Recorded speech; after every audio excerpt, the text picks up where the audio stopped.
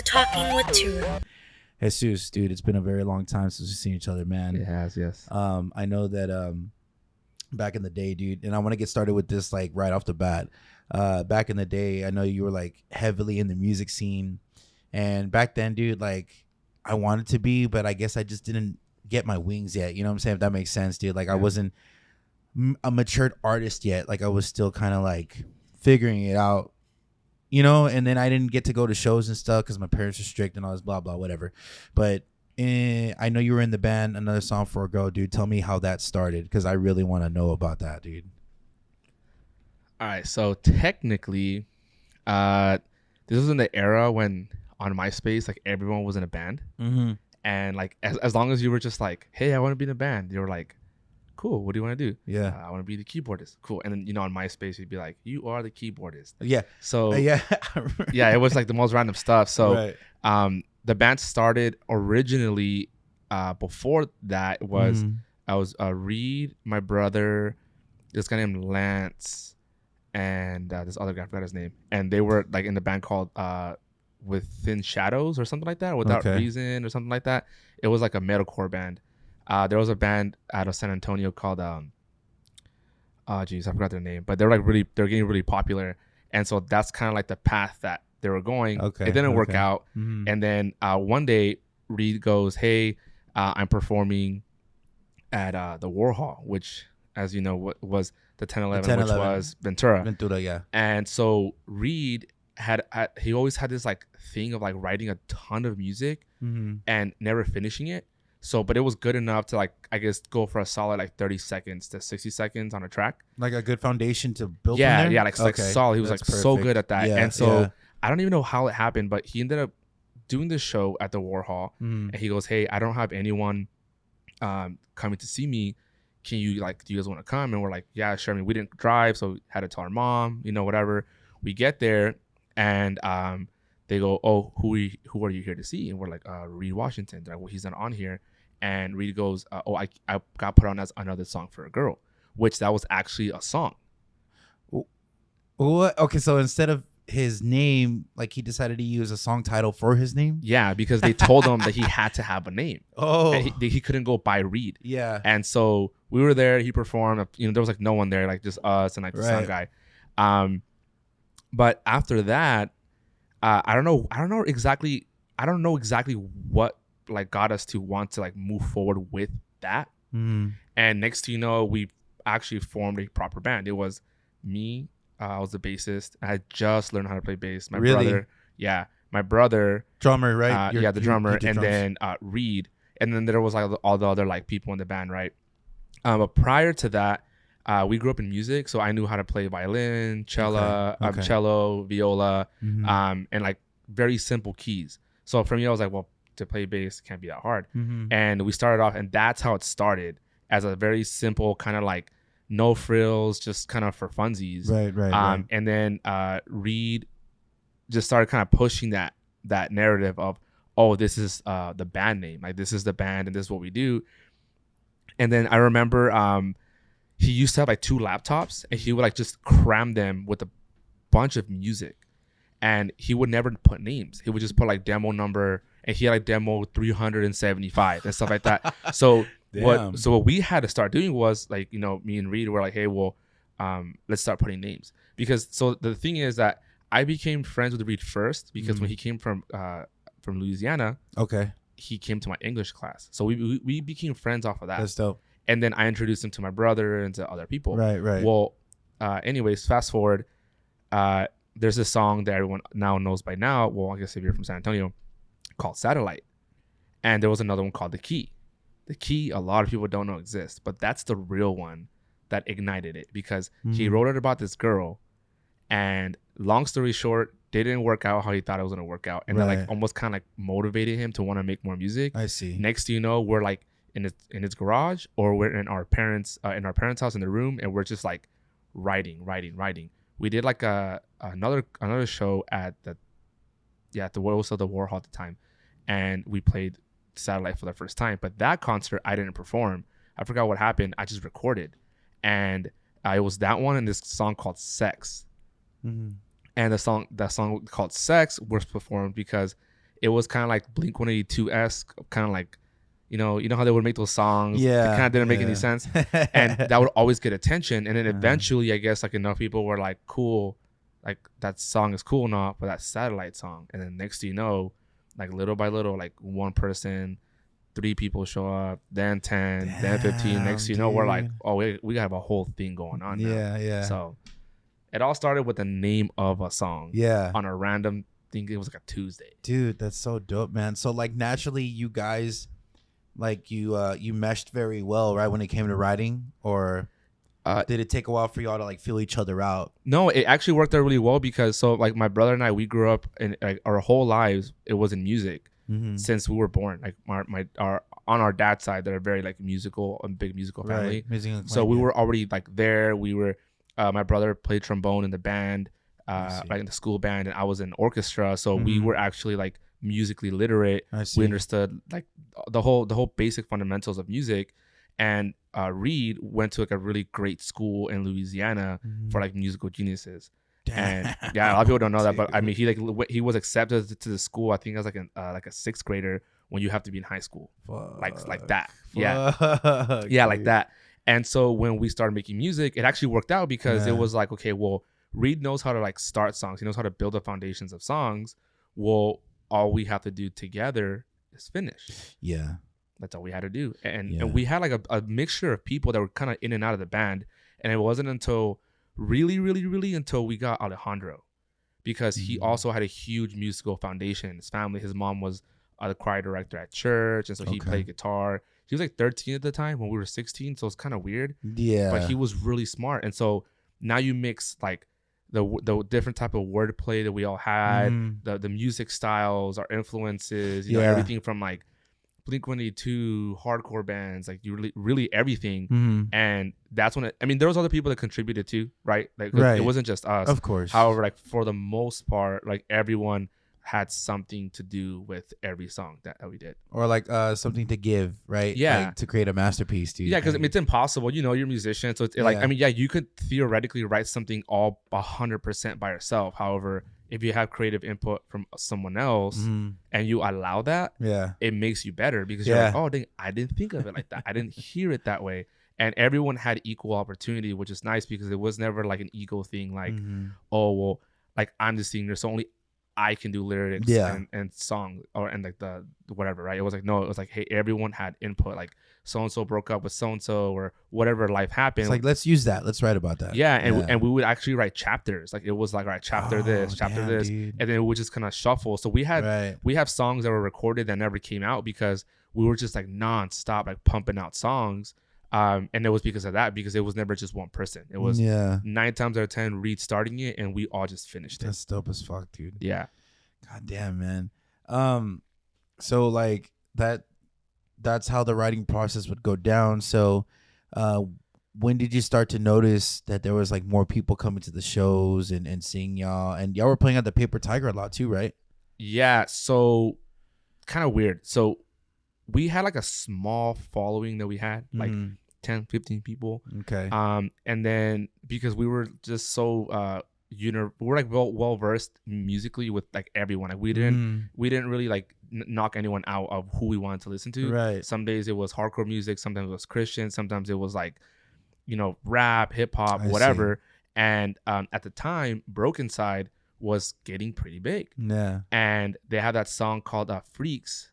And we liked it because they actually had instruments. Right. And for fun, we just started playing it. And then we had a show where they were headlining it. And we go, wouldn't it be cool if we can get one of them to go on stage with us and perform? Well, my friend Ramiro, he was like decent at that time, just decent friends with one of the guys, because he had some kind of relationship or something with his best friend. And so he kind of dropped like the word, like, hey, you know, our friends are asking if you can go on stage with them just to perform that one song. And of course he's like, yeah, sure, whatever. So just on the yeah, sure, whatever, like we were like, okay, this is it. We're playing the side stage at the Paper Tiger, which for a lot of people that don't know, before there was like levels to this. Like you couldn't just be like, I'm in a band and then you went straight to Paper Tiger, Right. or I guess White Rabbit at the Right, time. right, yeah. It was, you started off at the Warhol / 1011 / Ventura. Then you went to the Rock Bottom, which is on Avenue B on the corner. Yeah. Then you went to Rock Bottom. And then if you could do well at Rock Bottom, then you went to White Rabbit / Paper Tiger. Yeah. So by the time we made it there, we're just so happy to be there that we're like, look, it's like do or die, now or never. Like this is where it's gonna happen. So we were practicing the song. Good thing is the song's like so easy to play that it was like nothing. And sure enough, we found them in the back, and we were like damn near harassing them. I remember like running, like they're like, all right, you guys go on in 5 minutes, sound check's done, and I'm running. We have like friends of ours helping out. Like we're looking for this dude. I'm convinced he was hiding from us, and we found him. We're like, dude, where was he? He was in the back in his bus. Oh, shit. Like we literally opened the door. His bus, bro. Yeah, we literally opened the door, and I was like, hey, where's Seven? Where's Seven? And he came out, and of course he was annoyed. Yeah. But then he went on the stage, and he saw it was like this packed. Yeah. And that was the first time we were able to do that. And I think it was because they were like really big at the time relative to for what the genre was. Broken Side. Like Broken Side was pulling in numbers. Yeah. And so we have friends and family that I guess like kind of took us a little more serious because, oh, now you're performing at a bigger stage in a better venue. Right. And after that concert, people were like, whoa, who are those guys? Like, how did they get him to go on there to do their own song on a cover that they just did? And from that moment forward, I think a lot of people like we earned a lot of people's respect because we weren't, I guess, like aesthetically the look, right? I see. And you know, in this industry, there's always like a look. Yeah. We had an image. Yeah. We were nowhere near the look anyone wanted, but we clearly they thought we were pretty good. Yeah. And then we had that. So after that, it was just like, boom, it started going up. Yeah. Damn, bro, it's so badass, man.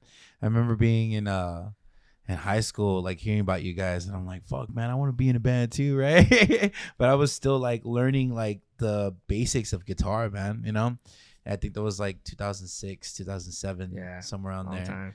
And I just wasn't ready to be in a band, dude. But anyways, like I would hear about y'all, dude, and I would just like hear how like great things and like, hey, do you know another song for a girl? I was like, yeah, that's Jose and Josue. And I was like, you know, but that's dope, dude. So like, I know you guys were doing it for a while. Like, when did it start to end, or like what happened? Like, how did it stop? Or so, I mean, it was, what it was just we started getting older. Yeah.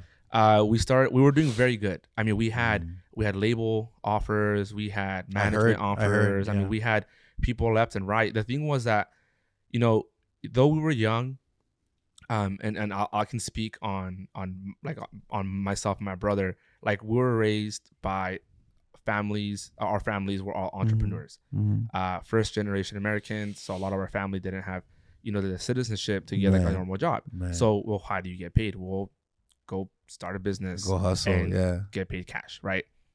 So that's what we did. We were so used to getting candy, putting it in baggies and selling it, or chocolate bars, whatever. And so we knew what it was like to hustle. So we would do concerts, right? We did all our own merch. We had endorsement deals with local companies because we wanted to support local businesses. A cupcake shop that we helped grow. Photographers, clothing companies like the screen printing and all that, and amongst others. And so we were starting to make money. Okay. And when we were getting those offers, they didn't make sense to us because we were like, dude, well, like, we're grateful. However, you want to take money from us that you're not going to help us make. Like, we're already making that money on our own. Yeah. We were getting the festivals. We were getting like the little mini tours. We had the shows. Damn, more often than not, whenever a touring band was coming in, they would call us and say, hey, you know, so-and-so's coming. They're asking for good local support to help bring, because if it was like on a Wednesday, for example, how are you going to get that many people on a Wednesday, especially if you're like on the up and up, you know, they want like good local support. So we're doing that, and it was going great. I mean, we're making money. We're like on cloud nine. And I just think what it was, man, it was just like, we just started growing up, you know, we started having some like indifferences on certain things, like how we were operating. what we can do, what we can't do. Eh, myself, once I kind of noticed that we were going a little stagnant, I was like technically the first person that did get out, I see. because I was at a point where I thought, well, I was pretty good at my job at the time. That time I was working in the cell phone department at Sam's Club, and I had a friend that was like, "Hey, I can get you in car sales, and you can make real money." Yeah. I don't know what that meant, so I was like, "Okay." And so when I went into the car world, I noticed that I had no time. Like I underestimated what that was gonna do to my life, I see. and so I just couldn't do it, and Yeah. I wanted to so bad, but they went to record the last song that we ever recorded in LA, and the best thing I could do was fund the trip. I was like, hey, I'll give you guys like the gas money. Damn, I'll give dude. you guys a portion of like my portion, and then some on the recording. Like, you tell me what you need. I'll Like, give I it to can you, do yeah. that because that's all I can do. So they replaced me with a guy named Ethan, and he was cool. Like, it was like no beef or nothing. Like I was totally fine with them moving Mhm. forward, only because I knew that I couldn't be Yeah. there with them. Yeah. And I don't want to be that guy to be like, oh, well, if I can't be in there, Then no you one can do guys anything. can't, No, yeah. it wasn't like that. Yeah. So, got out, and then they still did some cool stuff, and then just kind of like little by little. I remember there was this one show. I think it's officially the Dagger was.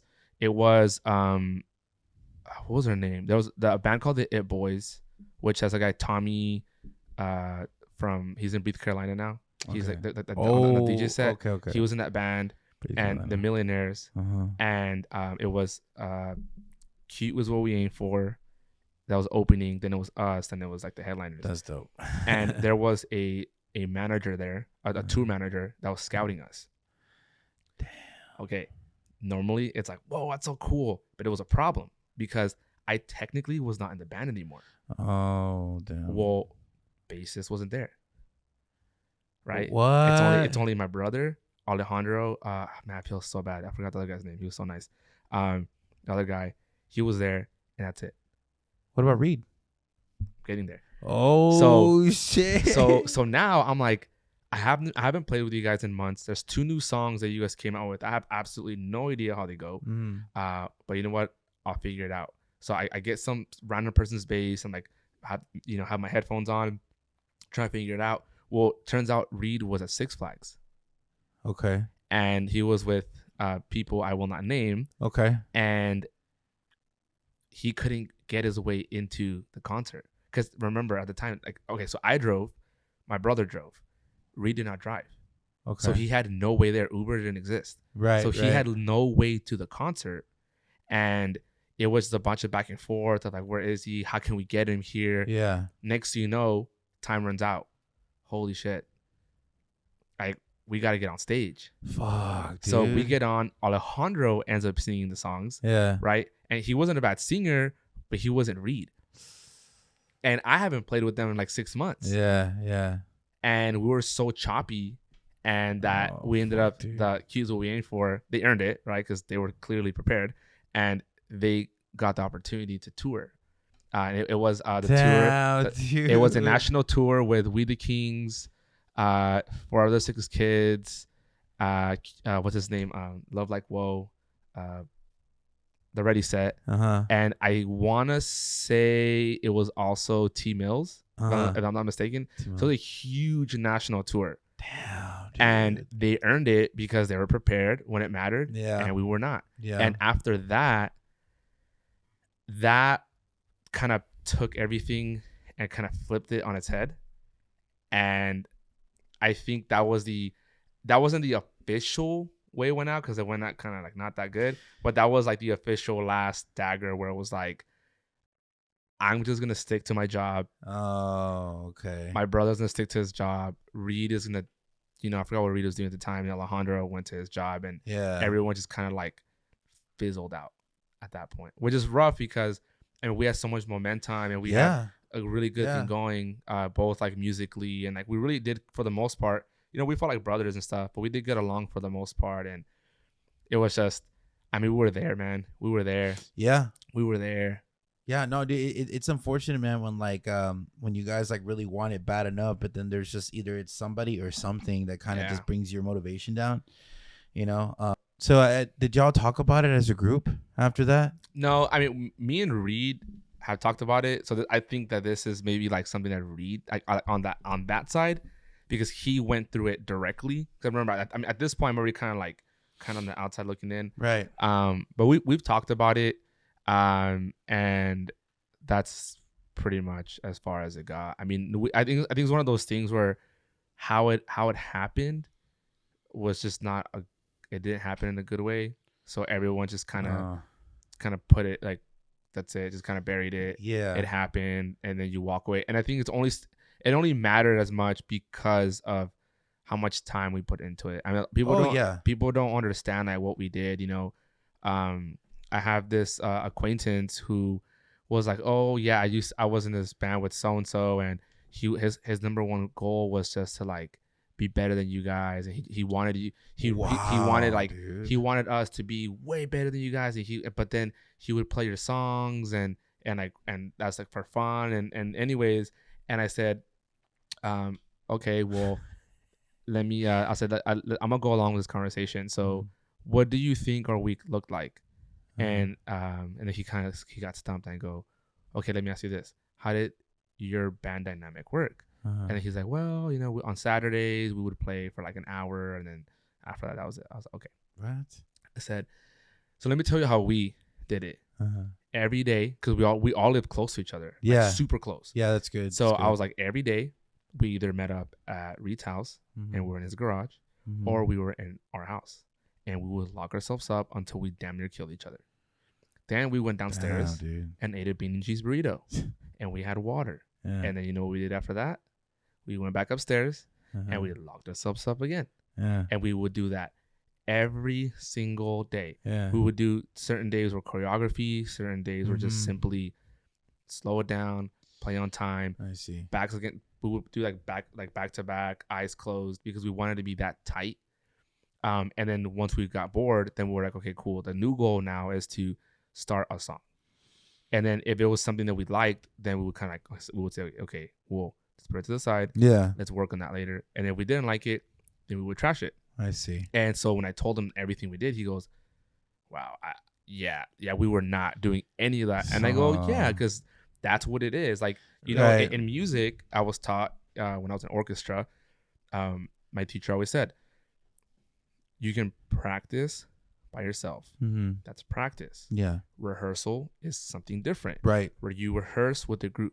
Yes. You can sound the best on your own. However, can you sound that good as a whole? Unit? Yeah. Because that's what a group is. Right. You know, how a quartet, a band, a whole orchestra, symphony, what have you, right? Yeah. And so that's what we did all the time. That's why, I mean, I like to think that 9 times out of 10, we were damn near perfect on stage, and that's how we can do stupid crap and throw our guitars in the air and do all kinds of stuff because of all the rehearsal because we did it so often that we knew, like, okay, how much slack do we have on the cables? You know, realistically speaking, how hard can we play before we start to lose tuning? Right. You know, the timing in between the songs and certain things, like how fast can we tune real quick? Like, do I remember the exact motion of the turn that can get me as perfect as I can in the event that we lose tuning? You know, my brother had a whole thing full of drumsticks, and then he had emergency sticks on the floor because you don't know if he's gonna lose a stick or break a stick on this motion, but his stick holder's over here. I see. Right. Yeah. And then we would scatter water bottles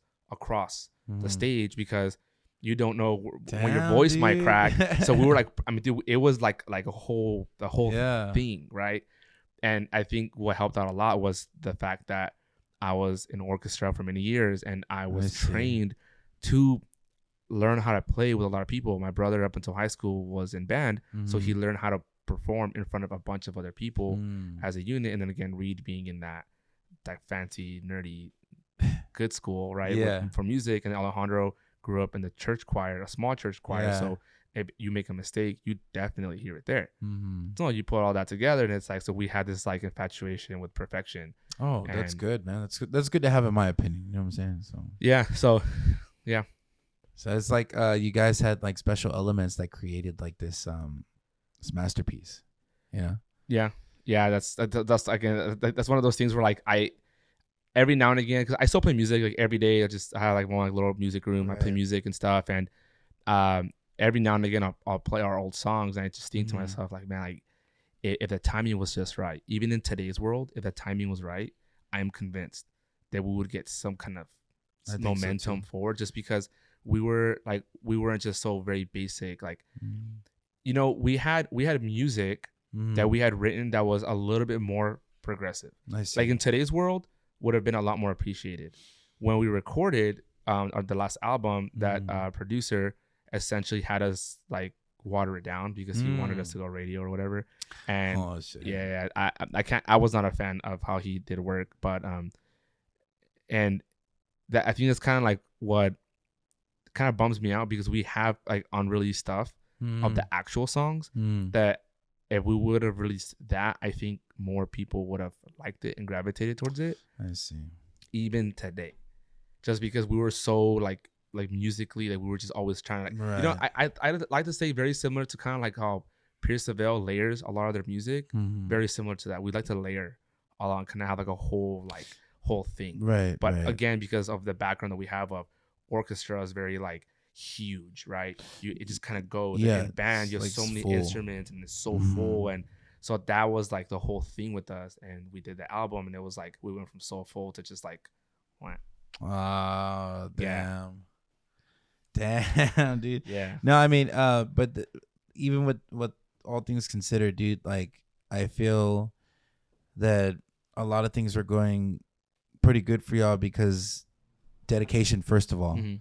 and then hard work, right, and then talent. You know what I'm saying? Like you said, people don't see the work that y'all put in. They just see y'all show up, put on the guitar, and play the bass, and hear Reed sing, and they're just like, "Oh, cool, that's cool." But yeah, dude, like it also with anything else in life that you do, man, like just putting in the fucking hours to make it perfect is important, you Yeah. know? So, you know, it would have been dope to see y'all, you know, get bigger because y'all were already putting in the work. But it's like you said, dude, like there was just factors in the way that kind of changed things, Yeah. you know? So when, like what year was that? Because I know everything started around 2005, 6. When did all this like stop with Another Song for a Girl? I think it's 2000. I think it was officially 2012. I want to say 2012? Okay. was the like official year, because I remember that. So Reed graduated with us. Well, he went to a different school, but same year. So my brother, myself, and Reed graduated same year, and Alejandro graduated. I think if it was not the year after, it was, if it wasn't the next year, it was the year after that.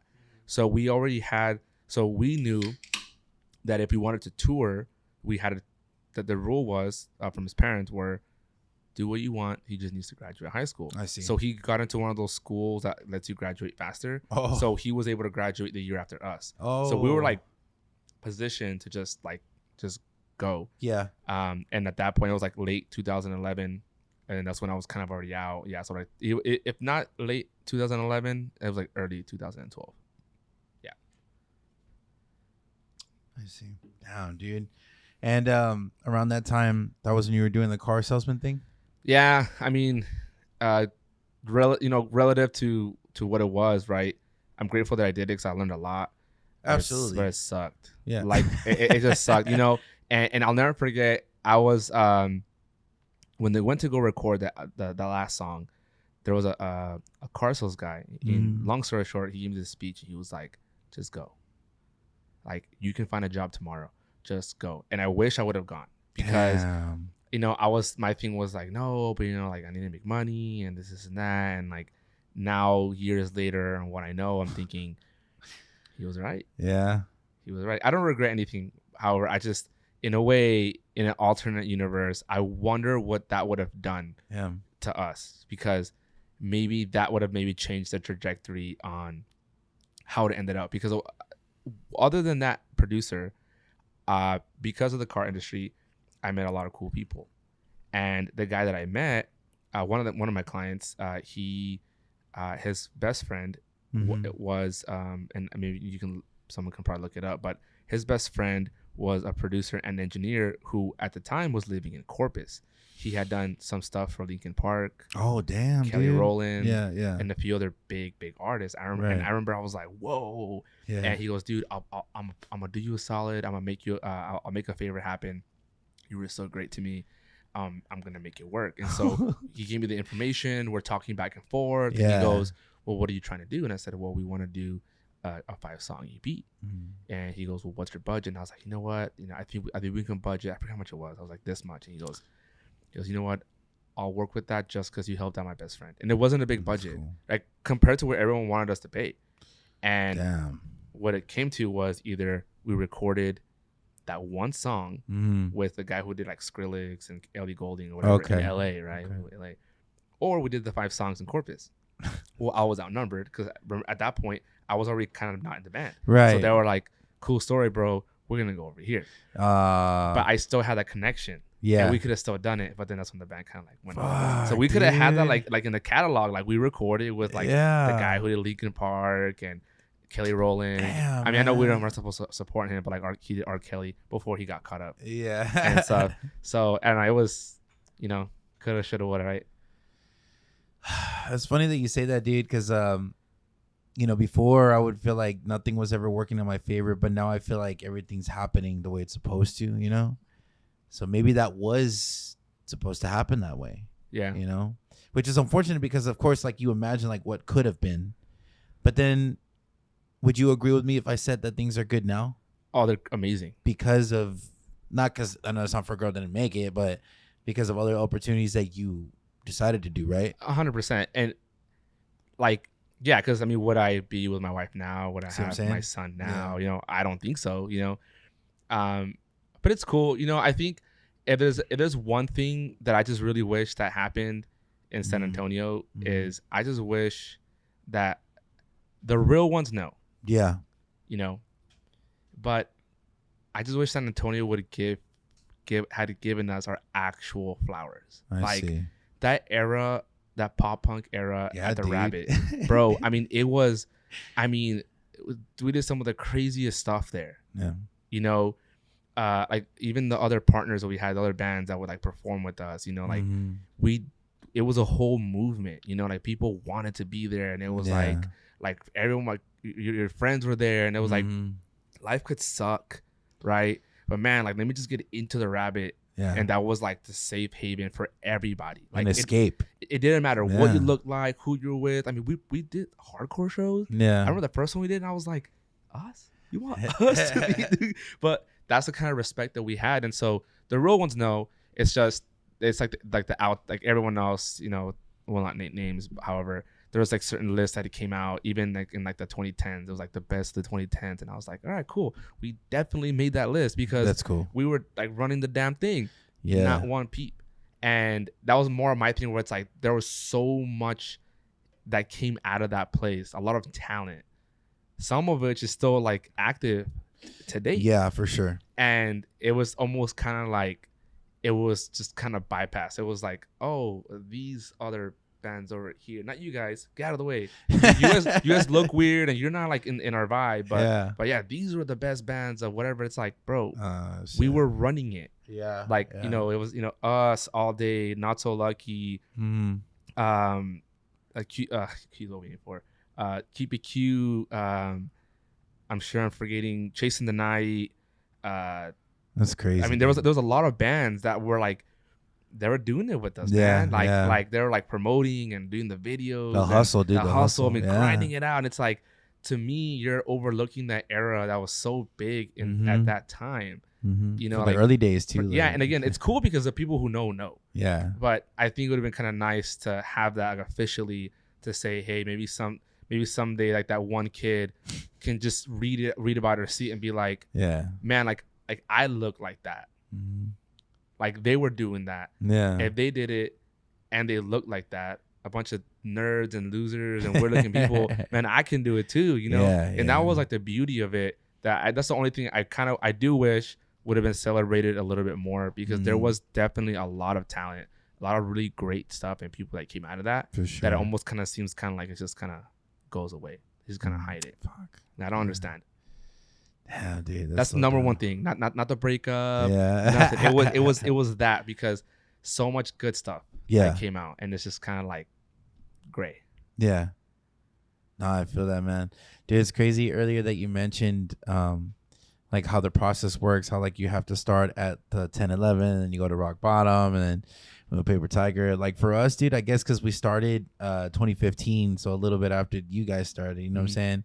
that for us, dude, I guess we pitched our song to Chris Blakey. Chris Blakey sent it to Jen Holt. Jen Holt like got us to like start opening up for the touring bands. Dang. So like I guess we got lucky, dude. Like we didn't have to go through a process, which that would have been nice too, bro, to know that like, you know, people in San Antonio are paying attention to us.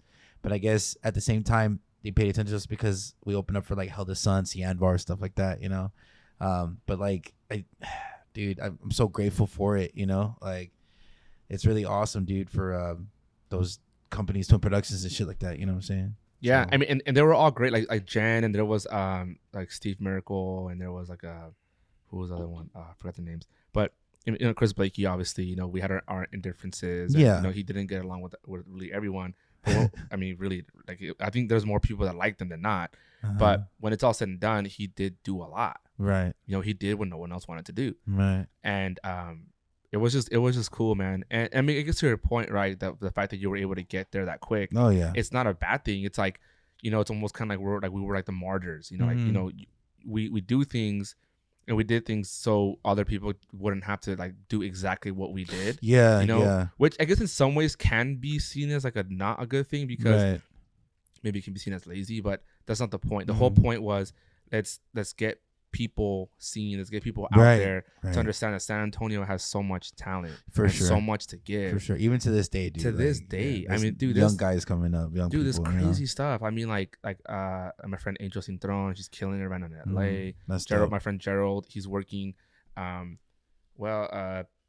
I can't say a whole lot just 'cause That's cool. he's an engineer and but he's doing about to do some huge things in his career. With huge people. Huge people. Okay. Like, huge, huge. All right. And then you have like that, of course, Reed like crushing it, and then you know for a while it was at the Cross the Atlantic guys, Mhm. and then UABB still Oh, touring. I forgot about Across the Atlantic. You Yeah. remember them, Miguel? Yeah, dude, that's crazy. Yeah, and, I mean, and then you still have like UABB still touring. you know, yeah. which that's a kind of crazy story. So a good friend of mine, I for the longest time did not know that he was related to them, and then most Mhm. recently he was like, "Hey, you want to go with me to see my cousins perform?" And I was like, "Oh, sure." And I was like, "Dude, that's right. Those are your cousins. Hey, what's up, fam?" But yeah, it's That's just cool. another fun fact that people don't know. That Uh-huh. artist Austin Mahone, Uh-huh. how do you say it? He's from Floresville. Austin Malone or Austin Mahone. Post Mahoney? Malone? No, he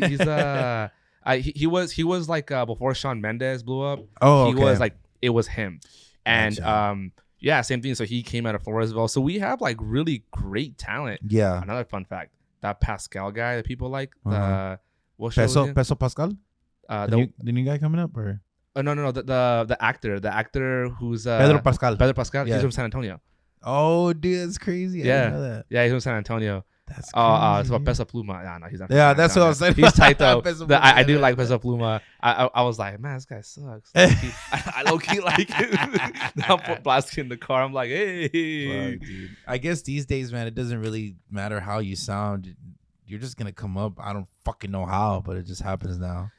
You know? Make it make sense. Yeah, dude. Make it make sense. And I'm not gonna lie, dude. Like for a while, I would like fucking talk shit about those mumble rappers, Oh, like yeah. for the early years. But like, I'm not gonna lie, dude. I'm jamming some of it. And I'm like, okay, this is all right. It's all right. Yeah, it's all okay. right. Like right, put like your playlist. Yeah, hidden like playlist. Trippy Red, XXX Tension. Oh yeah, he was like, fire. Like, Yeah, he was dude. good. And like I'm kind of late to the party or whatever, but like I like how it's changing like the rap scene too, you know. What was I gonna say, dude? When it comes to like with the music ending, bro, is that right away when you went into no, okay, first sorry, I wanted to talk about Reed, dude. So like I noticed Reed like making moves, doing like R&B and all kinds of shit Yeah. like that. Was it right after Another Song for a Girl ended that he started doing it, or it took him a little while? He was already doing it. Mhm. Like, so back before the cloud existed and back before he was smart enough to know what a hard drive was, he would just get laptops Okay. and he would cram them with all kinds of music. Damn. Yeah, I'll never forget when The Weeknd came out and I was like, bro, he sounds like you, like how you write your music. Yeah. And this is when The Weeknd was coming up and he's like, I know. And What? bro, I mean, he had songs from like the early 2000s Uh-huh. that, I mean, I wish he still had the laptop because if he did, like, you can Damn. listen to it and be like, how did you, or how are you this far ahead? Like, how did you Like know in the this time, bro. today, Yeah. but into today's world, how it's still relevant? Yeah. And he had music, metalcore, hardcore, pop, R&B, everything. everything. Damn, And dude. that's what made everything so interesting, because Yeah. it was so just universal. It wasn't just like Mhm. one genre or one style. So even when the band went away, Mhm. in his world, it was like, I'm not done. I'm still gonna Yeah. do the same thing I was doing yesterday. I'm gonna do it today. And so that's why if you follow him on social media, I do. I mean, like, you see he's just like nonstop. Yep. Like, wrote this I song, love I it. wrote this He's song, just I wrote pumping this shit song. out, dude. Pumping Dude, I shit went out. I went to a studio session with him a year and a half ago. Mm. He was working with an artist named Keon. I was talking about Keon and Okay. Nicole. Okay. And I went in that session, and I mean, he was just like going in on the whole thing, and like they were so mesmerized by what he was Really? doing, What right? the fuck, But dude? in my mind, I'm Yeah. like, he's just doing what he does. Like, Yeah, that's just Reed. him. That's But just that's Reed. kind of like the way of being, I guess, like spoiled by Right. having a friend like that. That's that good musically. Where Right. like, to me, it's like what's the big deal? But to Yeah. them, it's like, whoa, how did you do that? Yeah. Which in turn has been like, it's taken time. However, it's been able to connect them with the right people. Yeah. Because now for they sure. say the same thing. They're like, dude, Mhm. like, how did you come up with that so quick? There's one artist that he's linking up with, and I'll let him tell you the story, because Okay. it's a really cool story. Okay. And I don't want to ruin it. However, long story short, this artist, he got an opportunity to give him a demo, and Reed sent it to him within like 3 hours. And the guy was like, "How long have you been sitting on this?" He's like, "You told me to give you a demo, and I wrote it." And he's like, That's so fucking "That's crazy, impressive. dude. How that was quick." And next thing you know, a few days later, he's in his house recording that demo.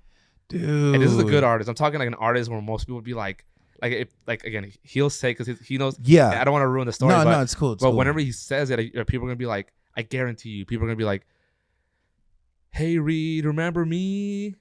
Oh, Hey, like what's everybody up, starts coming out of the bro? woodworks, right? Yeah. Just because of that, but it's just cool.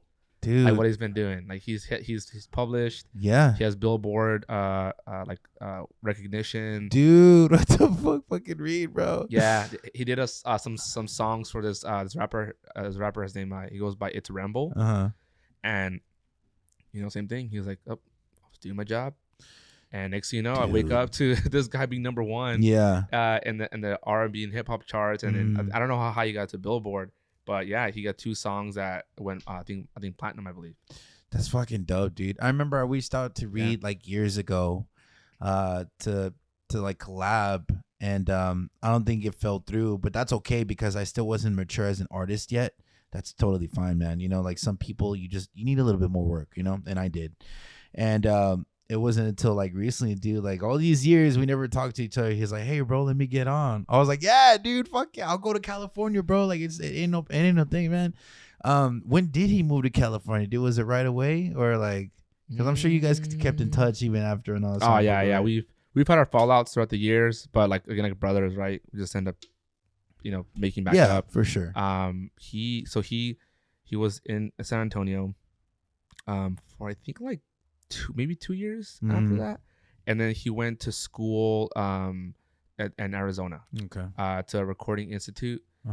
Crushed it, and Nice. then he had an opportunity to come back, and I was like, "Reed, do not come back. Dude, You need to go OS." I was like, "Go away. Yeah. Go somewhere Go do far. your Go shit, away." man. Only Yeah. because, like, I wanted, like, I really, because I was telling you, like, I'm proud of all my friends. I'm proud of everyone and their accomplishments. That I wanted him to challenge himself, and I knew that he'd be distracted here. So I was like, "Bro, just go." Yeah, and for sure. He was around some cool people that he met there that were also going. So I was like, "Bro, like, just go there. Like, it's gonna be great." And then he had opportunities to work in really good studios, and so he went out there. I think he was in Arizona for like a year, and then after that he went to California. He was staying in this like badass apartment by USC. That's so Bro, dope, it was dude. crazy. I was me and my wife had gone out there, and we went to go have lunch with him, and we picked him up, and I was like, "Bro, you live here?" He's like, "Yeah, it's cool." But then it became like yeah, it's cool, bro. it became like uncool because then he needed to work, and he was like, "Man, all these people want to do is party, and I gotta work." And I was like, "Reed, dude, I have never heard you say that before." Yeah. Because he was always the one that you would call and be like, "Hey, we're at this party,"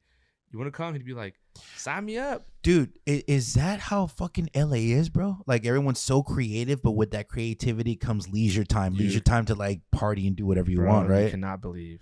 Dude, that's a You dude, cannot we're believe. gonna go, Miguel. We're gonna go, bro. Yeah, like We're gonna- let me put it like this. So when I went a year and a half ago, I went to this like influencer party with them, uh-huh. and I'm just a realtor, man. Yeah. That's it.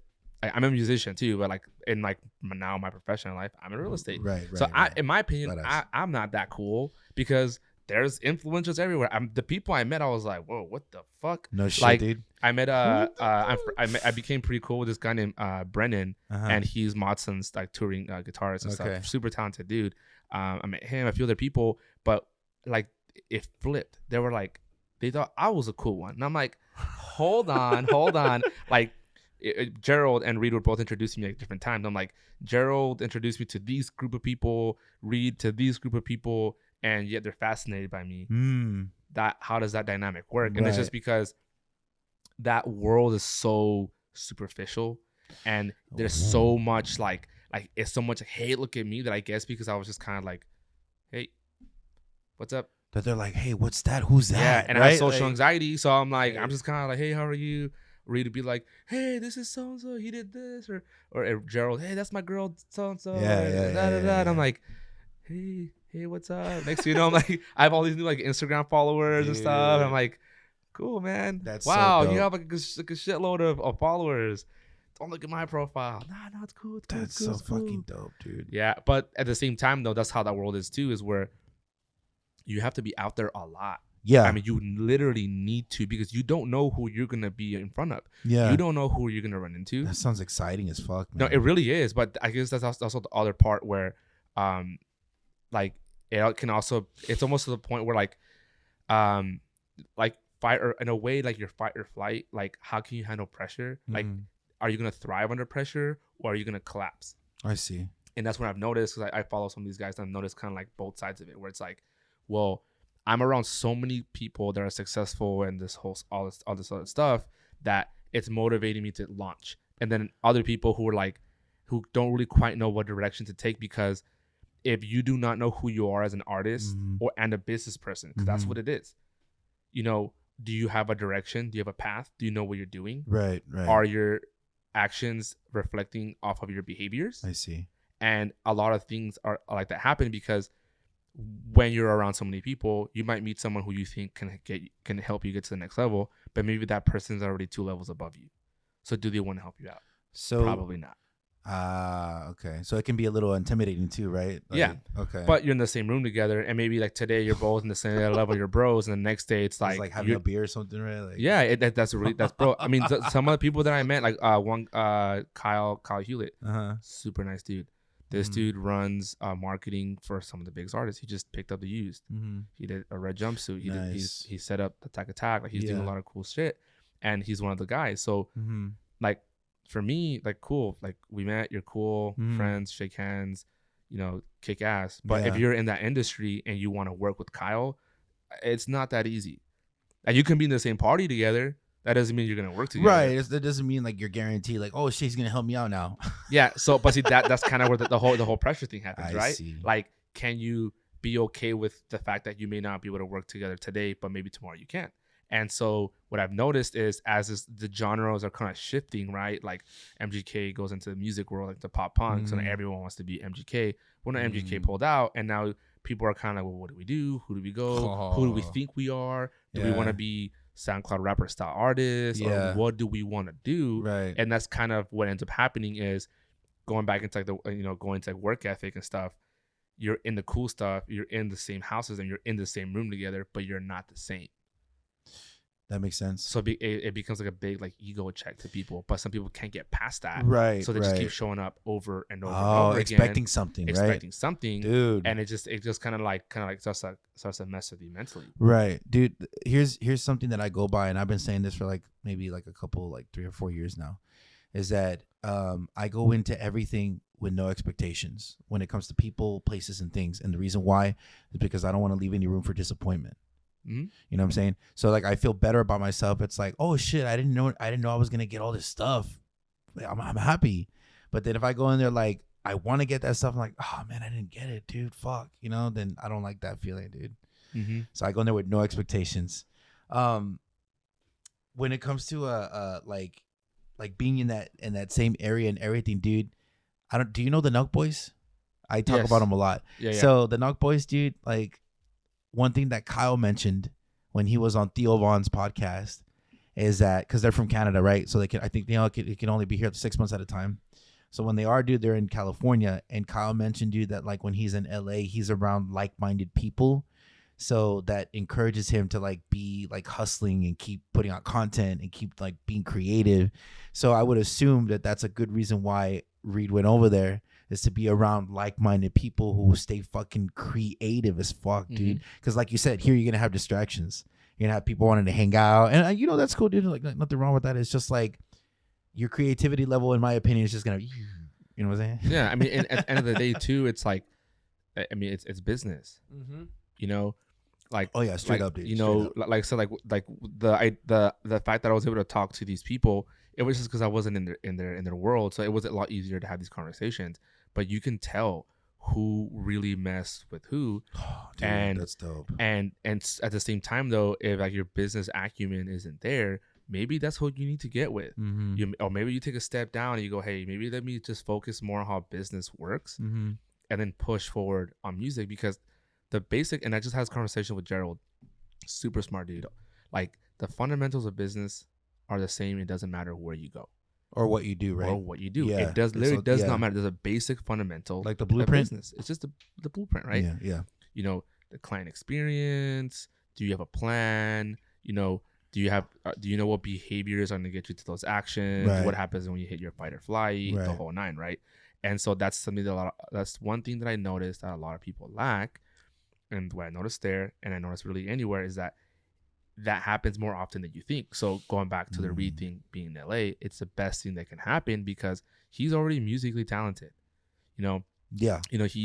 Everyone has opportunities to be better in business, but how else would you know that if you're not over there? That's true, dude. Because then you can see like, and I don't mean this in a fucked up way, going with ego, right? You can see, I guess, how small you are compared to like how big everyone is. Yeah. You know what I'm saying? Bro, 100%. Because San Antonio is a really big metroplex, but also with a small town mentality. So really, theoretically, anyone can feel big here until you go to an actual big city. I've never been to New York, but I would imagine New York's the same. I've been to Florida. Florida's like that. Like Florida, California, like those places are like, yeah, you're musically talented. So are they. Yeah. Oh, you have the look. So do they. Yeah. Oh, you have a cool aesthetic. So do they. You have a nice car. They have 3 extra ones that you don't have. I just got mine. Yeah, so that's what happens. Where it's like, well, okay, so now you have like that going to fight or flight and the pressure. Well, what do you do? Like you're already musically talented. Are you gonna do something about it and actually like push your way through and pioneer? Yeah, make shit happen. Yeah. Or are you gonna go back home? And so that's why I've never liked the idea when Reed would come long term, because I'd be like, Reed, bro, like you come here and you lose progress, like go over there. So now he's there for this is like years ago. So now he's like there, he lives there, he has a little house. That's good. He's focused, he's doing business, That's good, dude. having fun, doing his thing, and he has a lot to show for it, him and my friend Gerald too. It's just like, and it's cool, man. It's really cool to see it because you know what? Maybe I didn't like make it, for my personal reasons. But hey, you know what? At least one of us did, and in my opinion, it's the right one. Yeah. Okay. That's really humble of you to say, man. I appreciate. I mean, it's just Reed. Like, to me, when I tell people about Reed, I'm like, that's literally my brother. Like, met him in 9th grade. I don't think I ever not saw him every day after that, unless we were like out of town or something. Right. But like he was at our house more often than not. Like he was at our family functions, birthdays, holidays. Like everything, it was like Reed. Yeah. I even took him to my dad's choir practice one time because she was having problems, and my brother and I and Reed went out there to help him out. So like to me, like Reed is literally my brother. Yeah. My mom calls Reed her son. Yeah. So that's why I'm happy for him when he does as good as he does, because the same way, right, that like when a friend or a brother kind of lets you down, like it kind of hurts, and so yeah, but it's good because he's also open to conversation.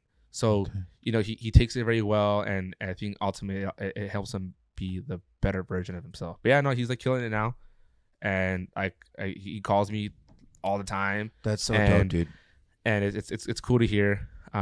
Even though that he come back at 3 a.m, I'm like, bro, I have a kid, can't be doing that. Yeah. I'm trying to tell you this cool story. I was like, Reed, He's like, dude, All tell right. me in the morning, bro. Yeah, Good I was night. like, tell me in the morning. But it's just him. He's just working nonstop, so he's just like doesn't his look at the brain is time. like yeah, this he's on going all the fucking time. go, His dude. calls, but yeah, Dude, I really take pride in hearing people's success when you see how much work they're putting in, because in my opinion, dude, I feel like they earn it, you know? Like I told you, or I think it was your brother. I'm sorry. Sorry, dude. I get confused. No, I'm it's so all sorry. good. I think I told him, dude, I was like, you know, like I see the work that you and your brother are putting in, dude. Like success is earned, never given. Yeah.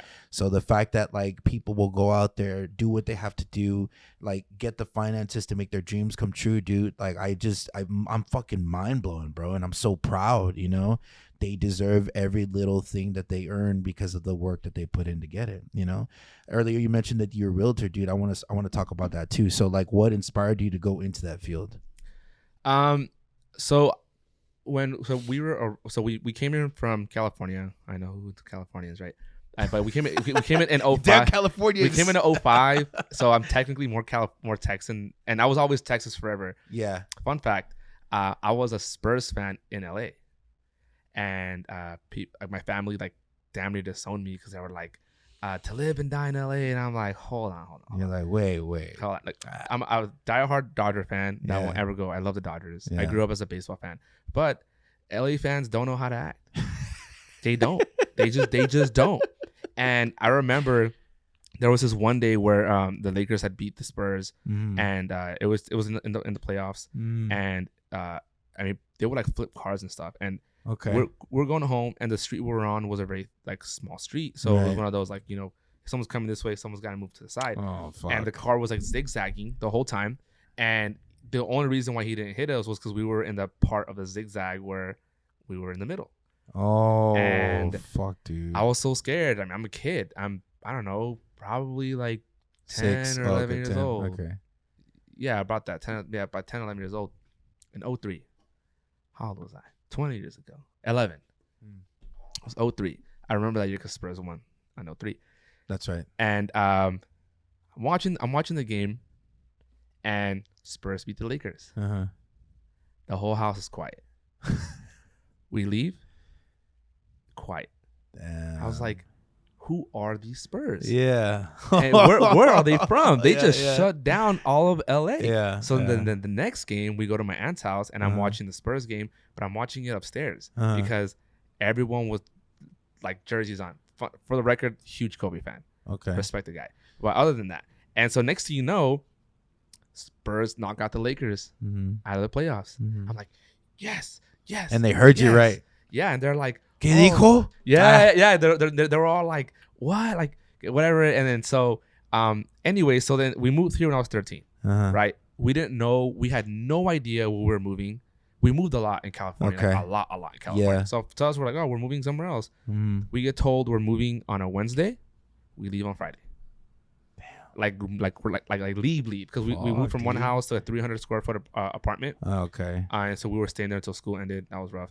And then we left, and we end up in San Antonio. I'm like, huh, it's different. It's different. Where are the palm trees? Yeah, and I'm like, okay, I see, I recognize the logo. Yeah. And you know, a few days passed. We're at HEB, and I see this really tall, ripped dude, and I look up. I'm like, it's got to be a basketball player, right? Anyways, ended up being I don't know why I butchered this. David Robinson. Oh, David Robinson. Oh, you saw David Robinson? Him and his Nonchalant, family. dude. Him and his family at HEB. What? Right? and this, I saw him. I was like, we were watching on TV. We had some friends here. Oh, my mom did. And I go, oh, that's I saw that guy.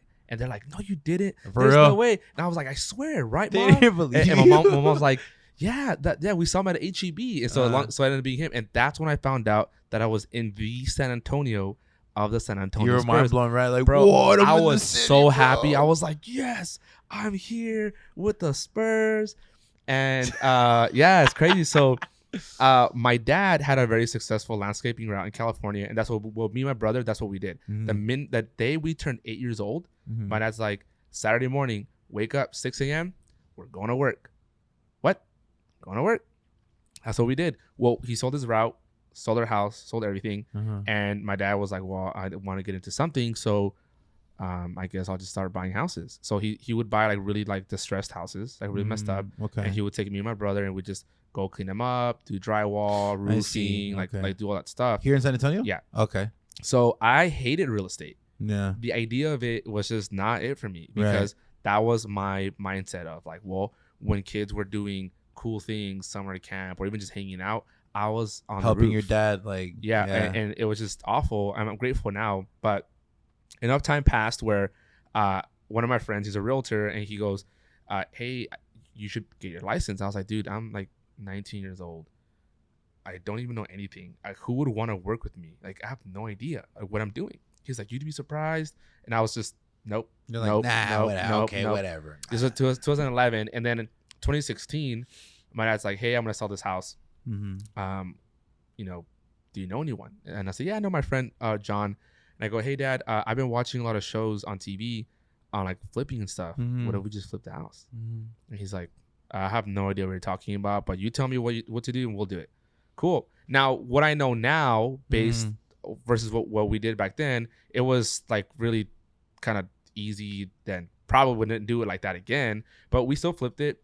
My dad sold it and I liked it. We did a video series, a documentary, like before all these people were doing video. We had done a whole video series on the project. It was called Project Flip. Nice. Crestwind. Nice. Edition. And it was cool. And then same thing, friends like still harping on it. He's like, dude, get your license. Like he was showing me all the contracts. I was like, no, I don't like that. I just don't like it. It's not my world. And in 2018, finally decided to do it because I had family that was like, hey, we want to, go into real estate and we want you to help us out. And then I was referring a lot of business to my brother and I was his real estate photographer. Oh, nice. So I'm like, man, I'm giving you the bulk of the business and I don't see anything, and my brother didn't really care for it in the beginning.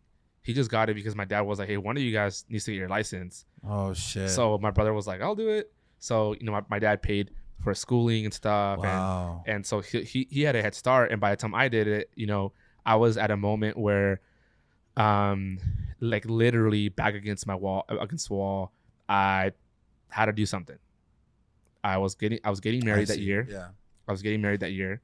And I knew that I had to make a decision of what I was going to do with my career. I was already technically in it for years. And then my parents told me a story and my uncle told me a separate story that motivated me. So apparently when I was a kid, I had told my uncle something along the lines of, because he was a contractor. I said, if you're building buildings and houses and establishments, why don't you own a house? Why do you live with us? I don't remember that conversation, but he told me that. He was like, pinche cría tremendo. Like you said this to me. And I was like, hey, I'm sorry. I didn't know. He goes, no. He goes, if you would have never told me that, I would have never bought my first house. And I go, dang.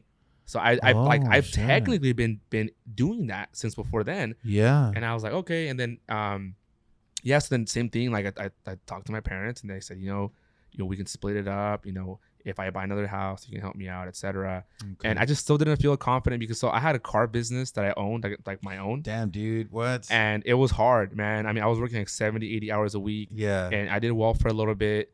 Life happened, and I went from like here to literally the ground. And it was rough, man. It was real rough. And so, I was getting married, and my wife wanted to at least rent a house, and I was working IT at the time. I was working at Sprint just because I knew that they would give me commission to train. And then once I did training, then I would go and have an actual quota. So I was like, okay, if I do this right, I can do training at Sprint. I was already a manager at T-Mobile for 5 years, so I knew how to do everything. Right. So I was like, I can do that and then go to real estate school at the exact same time. I see. So I would go train at 9 a.m. And it was in the building next to it. So I would train at 9 a.m. On the 8th floor. It would end at like 5:15. And at 5:35 was my first class. Oh, so shit, dude. So for those days, I would be up. I would be in that building by like 8:30 and I wouldn't go home till past 10. Damn. Yeah, and I did that for for a few weeks until I finished. That's fucking And crazy. in some weekends I did Saturday, Sunday, all days. Because I Yeah. was so determined to knock it out. I just wanted Yeah. to be done with it. Like I just wanted nothing For to do with sure. school and nothing to do with sprint.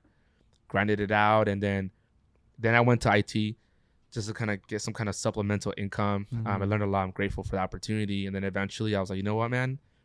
It's now or never.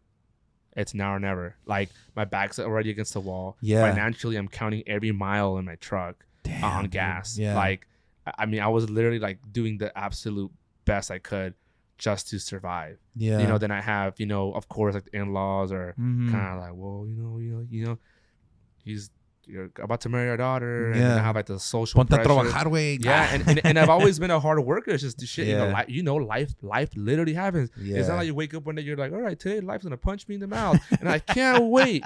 I just can't wait. Hold on, let me brace myself. No, Yeah. it just happens. And so then I was like, you know what? Fuck it.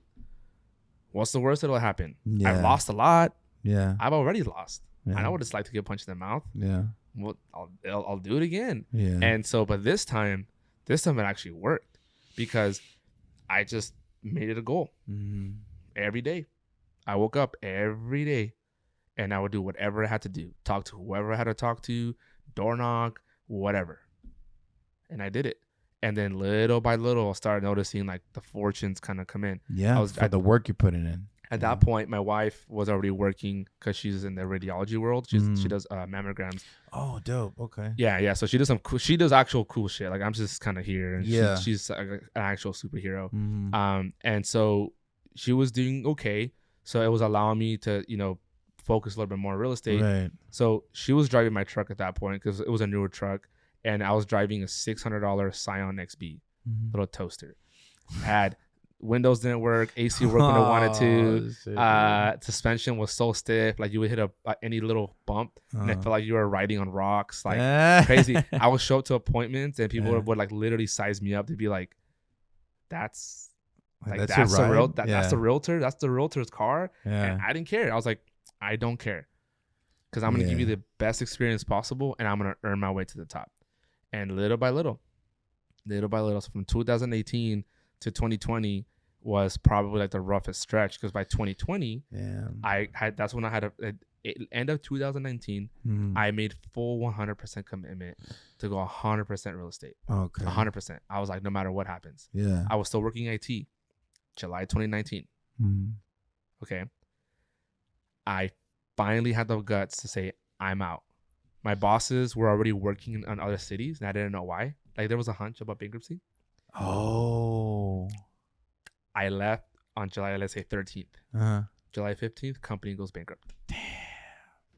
That's fucking crazy. So literally, if whether I'd made the decision it was or meant not, to be, it was gonna happen. Yeah. Like it was life was either gonna like catch me by surprise and punch me in the mouth, or I can brace myself. Yeah. And I braced myself.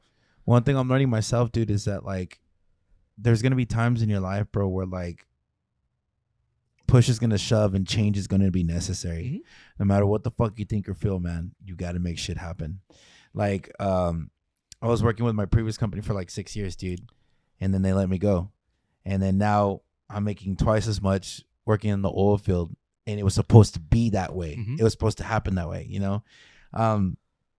When your wife was like, you know, saying like, hey, we need to get a place and this and that, did that stress kind of help you make those changes too, those money moves, those big moves that you did? Because like I had mentioned before, you know, you'll do one of two things, right? When you're under pressure, you either crack or you thrive, right? Right, you did, yeah. You said and that, yeah. so I didn't want because I had lost so much, bro, like multiple times, like a lot of business endeavors I've done. You know, even going down to the band days, man. Even going down to that, like I knew what it was like.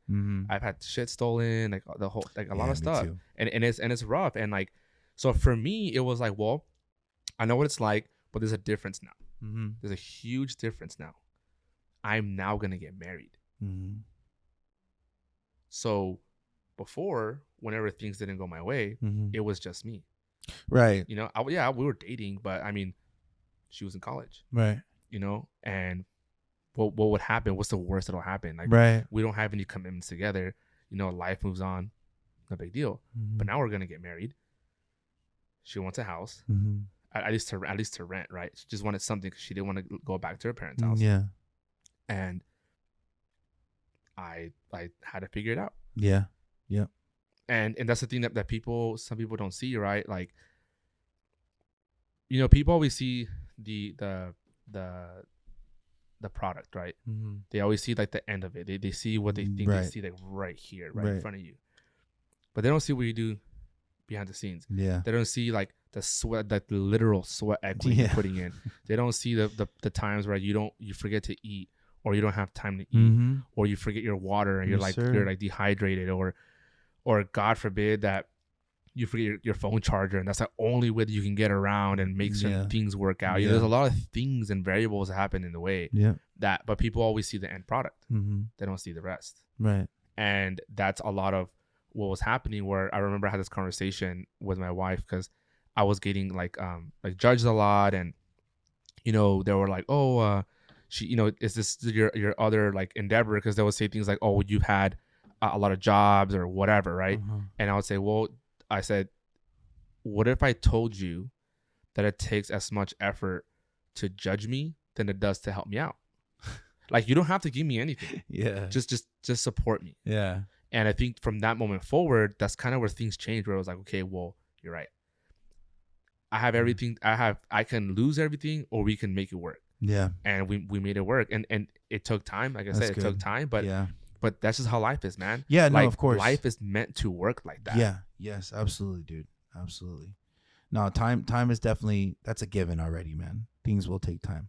But I feel like it's almost like what you give your body, dude. If you're over here fucking eating out, drinking beer all the time, you're going to get fat as fuck.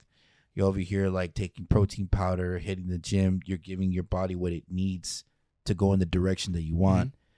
Time is always going to be a thing, you know? But give it the good stuff. Give your life the good stuff that you need, you know?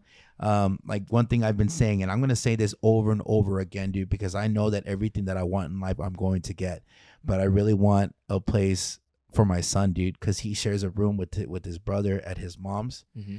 And then right now, because I'm living at the yard in the oil field, like I don't really have a place right now. But that's good because now I'm not paying rent. Anyways, so what I really want, dude, is for him to have his own room. Renting or buying, I don't give a fuck anymore. Like I was all like, I need to buy the house. Like I have to buy the house, you know? And now I'm just like, whatever, dude. As long as he has a place to fucking come home and chill, dude, and kick it with me. And I'm going to do whatever it takes. Whatever it takes to get that, dude.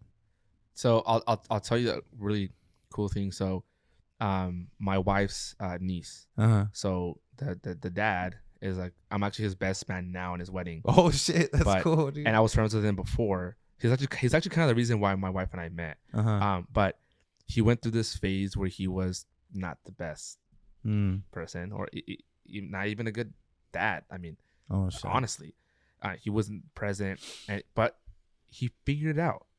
Like if like, I'm so proud of him because everyone was like, oh, Juan, oh, he's just a huge screw up. Oh man, he's never gonna figure it out. Yeah. And he did the oil field thing, and it was hard, but you know what? He was able to recover a lot faster, because you can recover a lot faster because they're putting you through the hours and everything. Oh yeah. He woke up one day and decided to go to school, got his IT certifications. Damn, went into IT. Now he has a badass position at USAA. That's so dope. Making great money. Yeah. He can support his family. Yeah. Gonna get married. Yep. He was finally able to buy a house. Mm-hmm. He bought an investment house. That's his first house. Smart. Yeah. Right? Because he was okay with renting, but he's like, you know what? I want to invest in something. But it took time, and that's okay. That's okay. Yeah. And that's what I tell people all the time. It's okay. Like you never know what people did to get their houses, right? Some people grind it out. I worked with one young lady, dude, like phenomenal person. It took us almost 3 years.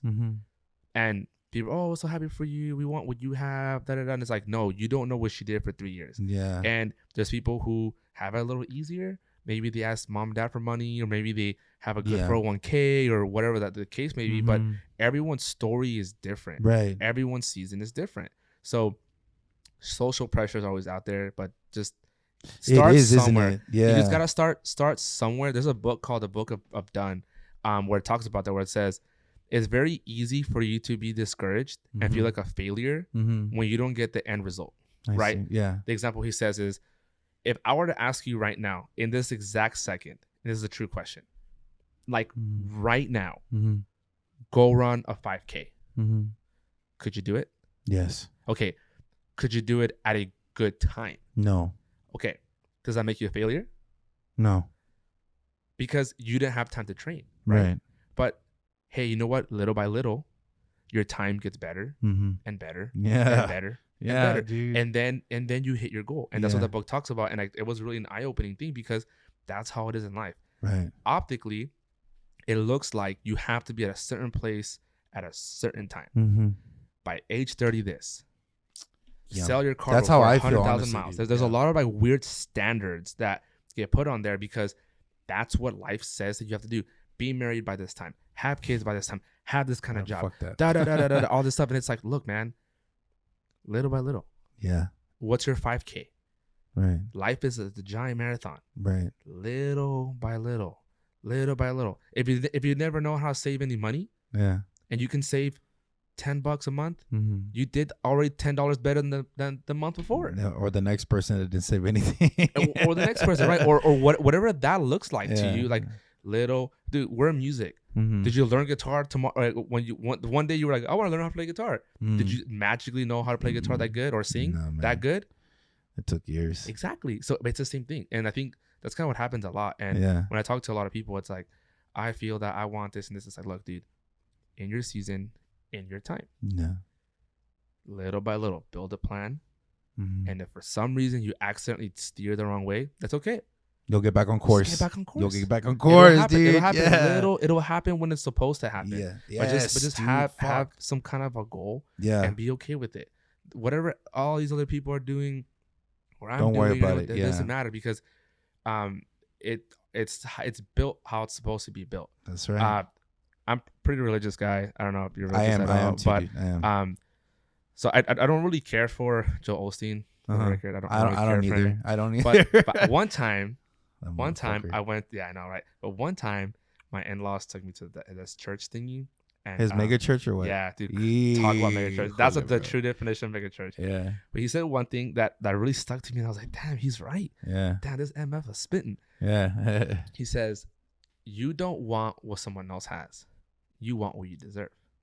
And I was like, okay. But then I thought about it. I was like, and then he's like, you don't know what someone did to have what they have. Like, example, wife, kids, beautiful house, beautiful car, Mm-hmm. social media looks popping, right? Mhm. Behind the scenes, wife cheats on husband, husband's abusive. Or is it an alcoholic or Alcoholic. something? Yeah. Husband works 80 hours a week, wife feels lonely, kids are shitheads. Oh, yeah. Credit is credit is like through the roof because everything's on credit and you just look cool. We're one bad month away in business or in your job To losing it all. to lose everything. Yeah. But optically, they have their shit together. Mm-hmm. But do they really? Yeah. You don't want what they want. Right. You want what you deserve. And Yeah, that's man. essentially what this is all about. It's like you want what you deserve. I Yeah. kind of touched on that when I was talking about the music thing too. Uh-huh. When my friend was like, oh, he wanted to do better than you. And oh, we didn't know you did all that. It's like, yeah, because there's a lot that happens. Right. Everyone has their own chapter. Everyone has Mhm. their own season. Everyone has their own path. Yeah. And that's Yeah, okay. dude. Yep.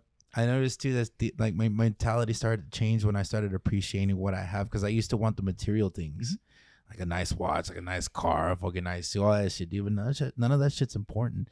What's important to me now, dude, is to have enough to support myself and the people who are important to me. You know what I mean? And like earlier when you said, dude, like it's okay to take as much time as you need to do things. I'm caught in between that and that life is short. You might not live tomorrow. Also that. It's kind of hard to like. Yeah. I'm over here like this, dude, going left and right. But regardless, though, dude, both concepts are in a positive direction towards growth. You know what I mean? We're kind of short on time, but I did want to ask you this, dude, before you take off. Is there any advice that you can give to people that are looking to buy a home? And before you answer that question, dude, I was gonna buy one. It was gonna be like a new built house with no garage on the south side, like La Soya, I think. Southton Meadows by Lennar. Yeah, by Lennar. Yeah, well, of course you know it. Yeah, Hey. yeah. And like I gave the earnest money. I got approved. Like everything was approved already. Like my income, all this and that, right? And then at the end of it, dude, I was like, I got cold feet, and I was like, I don't want to do this. I don't want to do this. Doesn't feel right. Like, I feel like my dad's fucking pushing me to do this shit. I feel like the fucking seller's pushing me to do this shit. You know what I'm saying? Like, my loan officer is pushing me to do this shit. And I was just like, I don't want to do this. And I feel like maybe I made a mistake. In your opinion, dude, do you think that I did? Because I feel like I could have rented it out if I owned it. Theoretically, they say when it is the best time to buy real estate, the answer is yesterday. That's the best time. And the reason why we say that is because being in on the inside of it, it's like we know San Antonio is not going to be affordable anymore. That's the truth. That's just the truth. Gentrification, right? Gentrification. Not so much that. No. More than it is. Like Texas as a whole is a business friendly state, and when you have giant companies moving headquarters to Houston, Dallas, Austin, Joe Rogan. Yeah, no, actually, seriously, Joe Rogan literally is a huge reason why a lot of people start going to Austin because, dude, Joe Rogan, #1 podcast in the world. Yeah. Like, he has influence. Yeah, for sure. So San Antonio is seen as a very popular place because we have a lot of land. And we're relatively affordable compared to other metroplexes. Right, of course. I think now we're the number 7th on the list. On the affordable list. No, of the size. Oh. In the United States. Oh. Yeah, so we have like a lot of land, a lot of people. Right. So companies see that as opportunity. Mm-hmm. So all they're doing is they're saying, hey Arturo, you're from LA and you work for, said company, right? 1, 2, 3 contracting. Now we're moving to San Antonio. Damn, that sucks. Well, we have a commitment to bring at least 50% of our workforce to San Antonio. We're going to give you housing allowance. We're going to give you relocation allowance. Yeah. Best part, you keep your wage. What do you think about that? I'm in. Yeah, I'll take it. Right? Yeah. So that's what's happening. So now, right, you live in San Antonio, you're from here. You're born here. And you're like, oh, that area? Psh, yeah, right. And then you're like, whoa, what the? How much did that go for? And it's because we don't see the value that San Antonio has because we're used to it every day. Yeah. Meanwhile, outsiders see the value because they go, oh, I live by something like this where I'm from. This looks like that. I know what's going to happen. Okay. And then they go in and they do their work. And now you're like, oh, crap. Now I can't buy that. So best advice I can give. So I have my own real estate group. I don't belong to anyone, which is kind of cool. Allows me to have more autonomy with my clients and everything. So tell them, bro. So new seasons real estate group, guiding you home to your next season in life. Every major what is it called? Thing that happens in your life, it's a brand new season, right? So I like that. Our main thing is to educate and empower you, because when you're educated, you're empowered to make a good decision. So first things first is we do a buyer's consultation, and it's visual because I'm a visual guy. So it's a visual presentation. We go through the whole process, detail by detail. If you bought a house before, it's annoying and you're like, okay. But I do it for everybody. That's good. I need you to know how we work. Yeah. And I also want to inform you as to what's going on in the market, because the market changes so often. Right. That you can be like, yeah, I bought a house 2 years ago. Life was different 2 years ago. Yeah. So going through that first, go through the whole education process. So that way you know what you're doing. You know why you're doing it. Yeah. But do you know what you're doing? No. Do you know how to do it? No. There you go. Do I want to know how to do it? Yes. So it's the Apple model. Right. Simon Sinek says it's called, it starts with why, right? So the why, the what, the how. Apple does it. They pioneered that. Like, you don't even know what it is, and you're already like, I want it. I don't know what it does, but I just want it. Yeah, right? I just want it. Yeah. So it's the same thing. So you know why you're doing it, right? Yes. You want to do it for yourself and for your son. Right. Okay. Do you know what you want? Like, do you know what you actually want? No. Do you know how that works and how you get to the end? Okay. So we do that. I see. We start off with the why. What is your why? Right. I learn about you, your story, who's involved. Do you have kids? Damn, dude, get all personal. Do you have dogs? Do you have animals? Yeah. 92% millennials buy houses in mind with their pets, which is true, and I can attest to that. So I want to get to know all of that stuff, because by the time I get to that stuff, the rest of it's all just data. Right. It's just, oh, hey, this is what it looks like to buy a house. This is the Mhm. process, inspections, blah, blah, blah, blah. But by the time we're done, Mm-hmm. you're like, damn, I feel good. Yeah. I feel real good because the buying a house Mm. is a giant, it's the iron rattler. Yeah. That's what buying a house is. This is going to be great. Holy shit. Ah! And then you're like, that wasn't so bad. I made it to the end. That's literally what it is. Okay. But how else would you know that if no one explains and goes into detail with all that? Maybe the reason why you didn't buy that house was because it didn't feel right. No, it didn't. If it didn't feel right, it didn't, bro, dude. you're not It buying didn't. some shoes. You're not buying a phone. Yeah, you're this buying is like a house. this is like some shit I have to pay for years. For years, Yeah, right? Unless you dude. sell it or rent it. Yeah. Whatever. But what if we go through the process and it turns out that it was the right house? Mm. And what if it's more expensive? And what if you still pull through with it? Mm-hmm. But this time, you know exactly what you're getting yourself into, and you know how the whole process went, Right. and you feel better. Yeah. Because what if it wasn't? Mm. What if that wasn't the right decision? Yeah. So you go right, you go on the whole thing of like the what ifs. Right. Right. But our job is to ensure that you have full education on the whole thing, so you're empowered to make the final decision and feel good about it. I see. So I guess any advice that you could give will be different for everyone because Yes. everyone's going to be different from what they want. Everyone's right? different, yes. That makes sense, dude. That makes sense. General advice would be, credit is important, Of course. but it's not everything. I see. Okay. Debt to income, that's the big thing. Debt to Mm. income, because that's how the banks actually tell Like you. they judge you off of that shit, Yes, right? they want to Yeah. because essentially they want to say, hey, how do we know that you can afford the house? Sure, you have an 800 credit score, but you're also at 90% debt to income. Or you have like 2 cars that you just bought and like Yeah. you're paying $300 on each. So yeah. your approval goes down. So they want to see, okay, if your credit is for like first-time home buyers, they want to see anything. They say technically a 580, Uh-huh. but really, they want to see a 640. At 640 FICO, not Not Vantage. even 620? They'll look at 620. Okay. But the reason why I say 640 is because if you report to 3 bureaus, Mm-hmm. they're gonna go off your middle score. If you report to only 2 bureaus, they go off the low score. So what the reason why I say 640 is because 640 puts you in that pool where you might be exactly where they want you to be. Gotcha. So like if you set the standard a little too low, then you might actually be in the 500s. Mm. Well, then now you're gonna get like a really bad rate, not good approval. Yeah. So my thing is like, and the difference between the 620 to 640 is really not that far. It could be the difference of maybe waiting one more month, Yeah. or doing or maybe like, or in some cases it's getting a credit card, another one, like a secured credit card, Oh, yeah. and just adding a little bit more credit in like Mhm. just to revolve. Sometimes that's all that it takes. Yep. It's that simple. But generally speaking, you want to be in that realm. There's still San Antonio still has grants Mm-hmm. for down payment assistance to help out. Yeah. So you don't necessarily need all the money. Right. Right. You just need to have a decent savings. You don't need a lot, just have a decent savings For the closing cost. for the closing costs. Yeah. If you get a new house, they usually cover all your closing costs. So What? yeah. So you may only need the down payment. Well, if you do the down payment assistance program, That's what I was gonna do. whichever Yeah. grant is available, because there's forgivable and non-forgivable, which means that one of them you'll have 2 loans: Mm-hmm. the loan for the down payment Mm-hmm.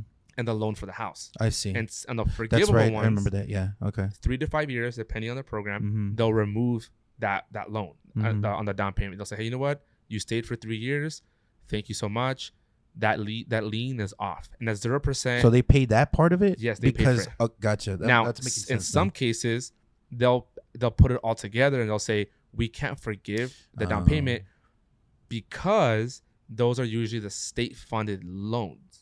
Gotcha. So the city-funded ones with the grants are the ones that can help you out, kind of help you out a little bit more. Right. But they essentially all do the same thing. Mm-hmm. And depending on how much money you need for the down payment, Mm-hmm. determines the interest rate. The more you need down, the higher the interest rate. Right. The less you need, the better. So what I usually say is, okay, first-time home buyers need about 3.5%. Mm-hmm. So if you can get at least 1.5% of that, Mm-hmm. then you can do a 2% down payment assistance. So they cover 2%. Yeah, dude. A new builder will cover all your closing costs, and What? all you need is 1.5%. So let's say the house is 220. Uh-huh. So 1.5% up to 20, so 2,200 divided. So you'll need like about like $6 grand, $8 no, grand. not even. You'll need about $3,000 to $4,000 on a 2% down payment assistance. Wow. Yeah. So there's ways to make it work. Now, if you need all the Dude. help, you can do 2, 3, 4, and 5% down payment. Mm-hmm. And the only thing though is that the rate goes up. Right. Of course. Yeah. The upside to that is that you can always refinance. However, we don't know the future. So my thing is just going to be, do your best to have your debt to income ratios Mm-hmm. as low as possible. Do your best to have some kind of a savings, at least something. Just so they can see it. And then after that, every person is catered to differently, and every person is a little bit differently. Right. So right. if you could just have at least that done, Mm-hmm. it makes everything go a little bit smoother. And most people, more often than not, can buy a house. Now, also, last thing I'll say is, have a realistic expectation of what you can, like, what you want to afford, Right. and have a realistic expectation of where you can live. The reason why I say that is because the first house I bought was in Kirby, Mm-hmm. and when we bought there, a lot of people were like, "Wow, Kirby's ghetto." Why would I was you gonna say go a bad there?" area. Yeah. You know, I never had one bad thing. That's good. Actually, I do. Some neighbors' dogs were out and they chased us. But other than that, I love it. other than that, like, it was good. I mean, it was good. I mean, neighbors are great. Everything was Yeah. great. But you know what? You know what happened was Uh-huh. we bought the house for $84,000. Okay, What ghetto the fuck? Kirby, the whole right. Okay, well, now the market's going up. So now we did what's Bro. called a cash out refinance. Uh-huh. So the house at that point was worth $115,000. Uh-huh. So we told the bank, hey, we want to fix the house up. All we need is $8,000. Bank goes, okay, we'll refinance it. So they gave us $8,000. They refinanced the rest of the loan for another 30 years. So we used that money to fix the house. To increase the value in it, huh? And now the value increased, right? So dumb, So then dude. now, right, my wife's doing a little bit better in her career. I'm doing a little bit better in real estate. Mhm. But like, I've never been one that likes to ball out and show off and everything. Like, I have chains on, but they're from Amazon. Yeah. Don't let this fool you. $10, everybody. Yeah, $17 each one on the low. But then I saw a house in a neighborhood that I've always wanted to live in. Mhm. So because we fixed the house up and the market was going up again, Yeah. well, then I owner financed that house. I see. And the money I got from owner financing, I used that money as a down payment on my new house. Oh, bro. Which needed- Dude, you know all the ins and outs, dude. which needed work, and we little by little we fixed it. Yeah. And now we over doubled the value of that house. I So that's what I'm see. saying. Like, some people are like, I need to be here. I need to be here. It's like, no, dude. If you can afford to be in one area, do that. Yeah. Do yeah. that. Yeah. Make it work. Mm-hmm. And then little by little, because like I said, San Antonio is not going to be affordable for much longer. Huge companies are coming. Fuck, man. Huge You're scaring companies- me, bro. You're scaring huge me. companies are coming in. Yeah. Huge companies. And Especially down South Lasoya, huh? Especially in there. well, also even over by the Lackland area, there's a lot Okay. of there's invest. It doesn't matter where you go right now. Right. Investments are just Thriving. going Yeah. everywhere. Yeah. So if you can just start somewhere, Mm-hmm. anywhere, Fuck, dude. even if it's like I started in Kirby, and now I'm like, I'm glad I started in Kirby. So, and the next thing you know, 2-3 years, if you're prepared and you're in a better season in your life, you're gonna call me and say, hey, I'm I gonna want to call sell. you. I want to sell my house, and then I'm gonna say, great, your house is worth this much money. You're gonna go, bet I have $80,000 in equity now, $80,000 that I had to do nothing for. Yeah. Everyone else did it for me, Right. and now I get to thrive off of it. Right. Cool. Sell the house, use that money, buy another one, and maybe the second one is more or less where you actually want to be at that time. Cool. Now you stay. You're in a better mortgage, better situation, dude. better neighborhood. But you got to start somewhere, Yeah. and just start somewhere. Start somewhere. Dude, I swear I was supposed to get you in today, bro. I'm so glad. I wish I would have known all this, but hey, it wasn't time for me to have that house, dude. It just It wasn't. wasn't, So like this now, when the opportunity comes again, I'm definitely gonna fucking call you, dude. bro. Let me know. So one more question, dude, before we end it. If let's say the higher the value of the home, is that a higher mortgage payment for the month?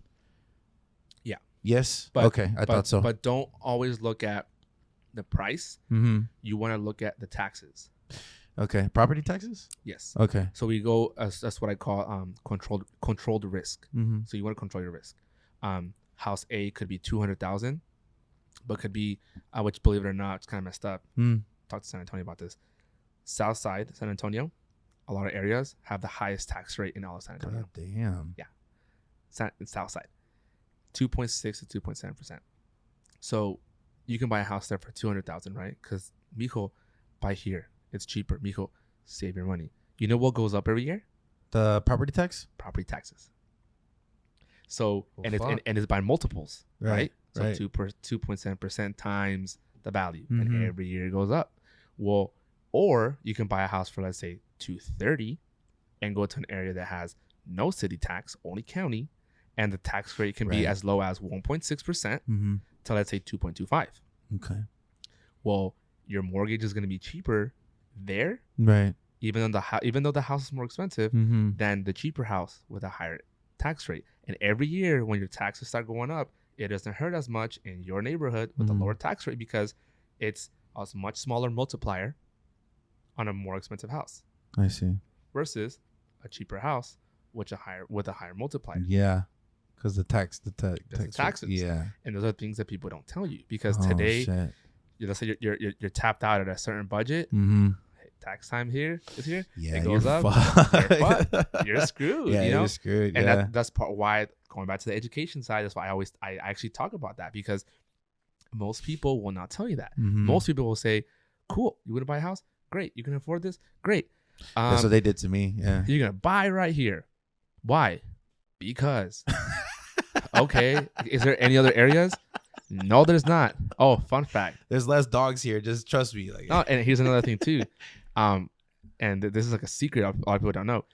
So tell us, bro. certain builders, Mm-hmm. not all the time, but certain builders at times Yeah. will give realtors bonuses. So this is the one thing that like really irks me about my industry, and it really pisses me off, that certain realtors will only take people to areas that have bonuses.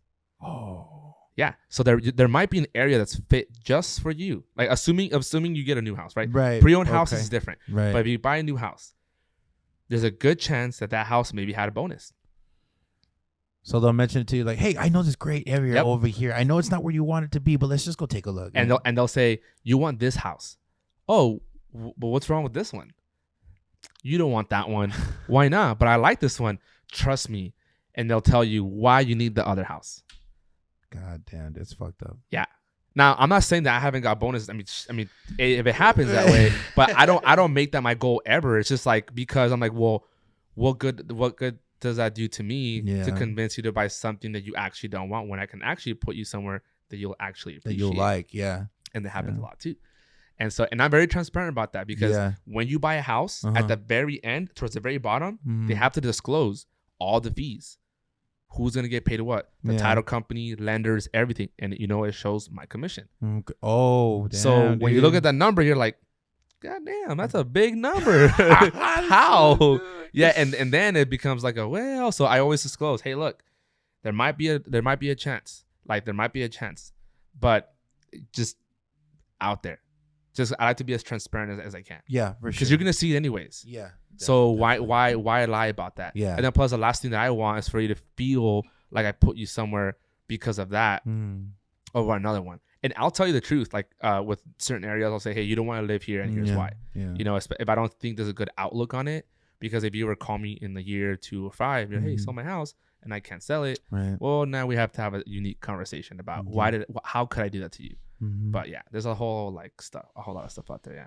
Dude, I appreciate you so much for explaining all this. I was definitely looking forward to it, because I'm sure there's some people that are interested in buying a home right now, or later on.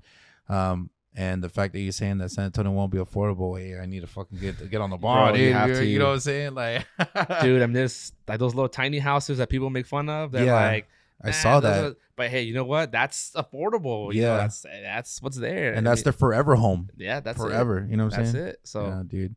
Well, thanks again, man. I appreciate you coming in, dude. It was a pleasure. You're welcome. Thank you for having me.